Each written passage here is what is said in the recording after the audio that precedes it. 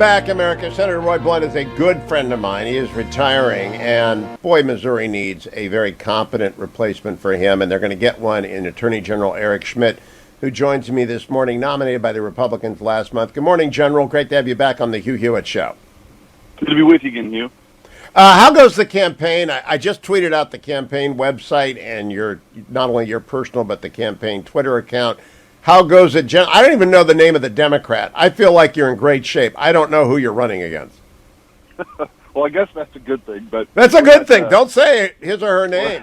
It doesn't matter. We're not taking anything for granted. I mean, it's a real contrast, honestly, in background and in policy. She's a billionaire heiress, and my dad. I grew up in a working class family. My dad worked 7 days a week in the midnight shift. I actually, in college, gave tours and took out the trash at the property that she grew up on.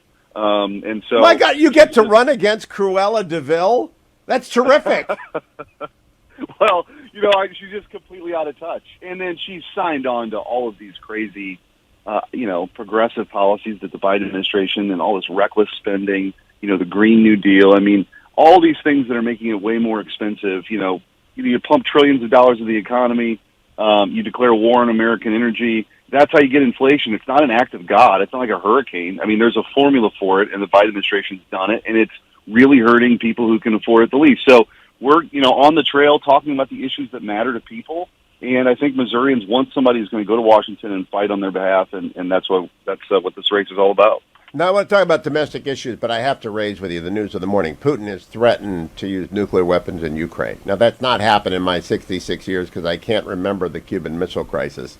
Obviously, you're running for Senate. Obviously, you've got law enforcement, judiciary committee background, that kind of stuff. But what's your reaction to a dictator rattling the nuclear saber in a way at a time when America is especially weak? We've cut defense spending. Biden is infirm. We scampered out of Afghanistan. It's just not a good time for the United States to have to stand up to a nuclear bully.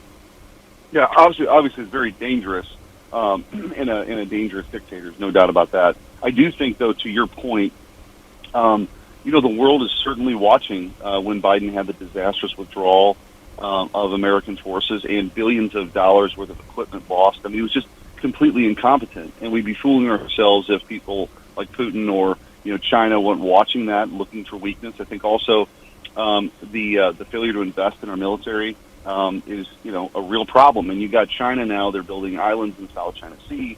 Their Navy, it's a serious issue. So there's a lot for us to take on. And I think this general weakness and incompetence from the Biden administration, not just on foreign policy, but on domestic policy, makes America weaker. And I think we've just got to make sure we feel, America is meant to be this place, this beacon of hope for the world, for freedom and for liberty, but we've got to have peace through strength. I want to talk a little bit about the politics of Missouri. Did the Republican Party, after a very contentious primary, has it come around and rallied round?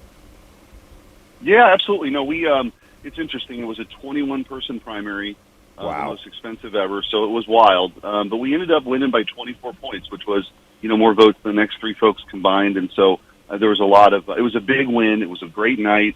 And, had the support from people moving forward. There's a lot of momentum. And I think people understand there's no path to the majority. There's no path to 51 if we don't win the Show Me State. And I so agree. We're going to run really, really hard and make sure we do it, because Hugh, I don't know if I mentioned this to you, on your show the last time. I mean, the stakes couldn't be any higher. I mean, the Democrats, we're not having traditional political debates about like entitlement reform and tax rates. The Democrats are 2 votes away from, essentially adding states to the union, packing the court, federalizing our elections, open borders and amnesty, fundamentally changing this country forever. They are playing for keeps. And so we've got to win these seats. We've got to take the majority back, bring some sanity back to D.C., control the spending, and basically get back to a secure border, lower taxes, fewer regulations, take on the administrative state. I know it's something you talk about a lot. We've just got to have courageous leaders who are willing to do it, and I'm up for the challenge. And we need senators who can actually conduct a cross-examination. I really do believe a lot of the senators don't know how to make a point when the time goes over to them. Okay, General Eric Schmitt is the Attorney General of Missouri. He's going to win handily in the Show Me State because he's going to run through the tape. But talk to me a little bit about your last days as Attorney General. My buddy Dave Yost keeps me informed about what you guys are up to. 24 AGs sued credit card companies yesterday to stop singling out gun companies as a code. I don't know if Missouri is part of that because I don't know if you've got standing or if it's part, whoever gets in on these things. But that greatly bothers me. And the ESG stuff is crazy, Eric Schmitt. What do you as an attorney general think about it? Yeah, no, we're a part of the credit card. I mean, again, you see this kind of, woke capitalism that you have to kind of take on the ESG front.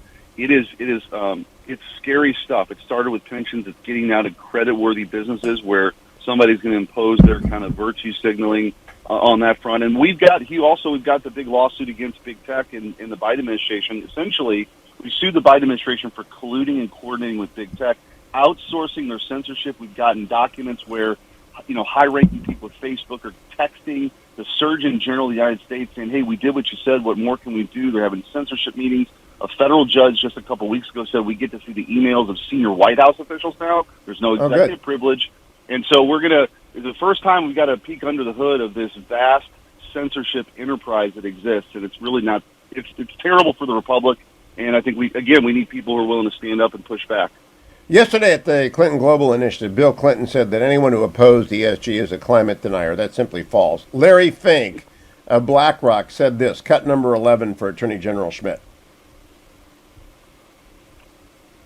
Cut number 11, Jacob. Not playing for us? Because of the rising energy prices, we are certainly seeing the green premium shrink quite considerably. And so the amount of investment dollars that are going into new decarbonization technology is accelerating, and accelerating very rapidly. He's talking about making everyone go green through his ESG, Eric. It is fundamentally a tax on working Americans. Absolutely. It makes everything more expensive. And I think as more people become aware of this ESG movement, it's radical. And you look and see what happened in California. We're suing California for their emission standard. They want to get, because it affects the entire country, they want to basically not be able to sell, buy gas-powered vehicles in just a few years. No one's prepared for that. But yet now they're telling people, well, wait on charging your electric vehicles because we don't have enough energy. This is suicide. You see countries around the world in China, they're building coal-powered plants every month. We have all the energy we'll ever need here in the United States, and we ought to make sure we're doing that. All the options should be on the table because it hurts working families the most. But again, the Democrat Party at this point, Hugh, is a party of, by, and for the elites. And this is just the newest iteration of that. Now, they are hoping that the Dobbs decision will energize their base. I always tell people their base always comes out anyway. What it has done is energize the Republican base and also made Democrats answer the question, what about 8th and 9th month abortions? Now, media doesn't usually ask that. I'm wondering if your opponent has been asked that. Is she a radical on abortion? Yeah, absolutely. Abortion on demand, taxpayer-funded abortion up to the moment of birth. That position is really radical. And I think that, Missouri's a pro-life state, and I think we'll vote accordingly. The issues people are talking about there, that is obviously an issue. But these kitchen table issues, when gas is up the way it's been, and even though it's come down slightly, it's still markedly more expensive than it was a year ago. But the grocery bills are expensive. The utility costs. Winter is coming here, Hugh, right? I think the utility costs are going to be sky high because, again, we've declared war on American energy. So natural gas prices are up. It's going to hurt working families the most. And the Democrats can't run from that record because they own it.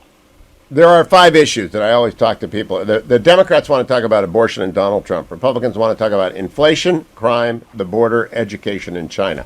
So let's go through those. Inflation is a choice. We chose inflation, Eric Schmitt. What will you do to turn it around? We need to have all options on the table as far as domestic energy. So we need to control spending. We ought to have a balanced budget amendment, by the way. We were only one vote away from that in the 90s. Republicans ought to, I think, get their sea legs back on controlling out-of-control spending.